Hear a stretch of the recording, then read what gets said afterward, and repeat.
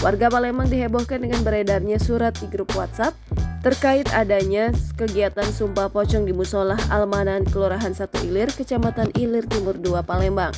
Dalam isi pesan tersebut diketahui jika kegiatan sumpah pocong atau muhabala pada Kamis 18 Mei 2023 pada pukul 10.00 waktu Indonesia Barat.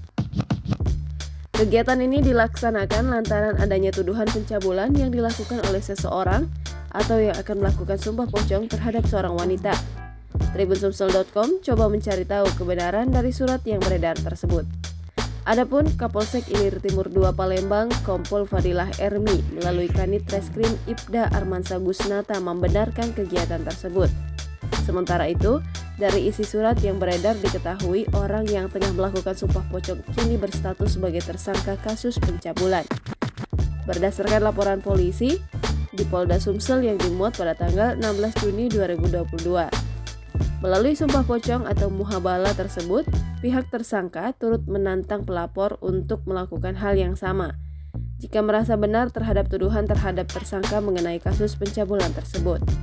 Selain itu, tujuan tersangka melakukan tindakan pelaporan ini untuk membersihkan namanya dengan segala tuduhan yang dilayangkan. Pasalnya, tersangka menyangkal dan membantah soal tuduhan terkait tindakan pencabulan tersebut.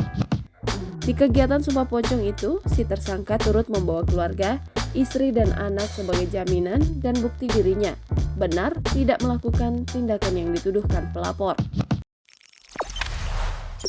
Jangan lupa subscribe, share, komen, dan like ya.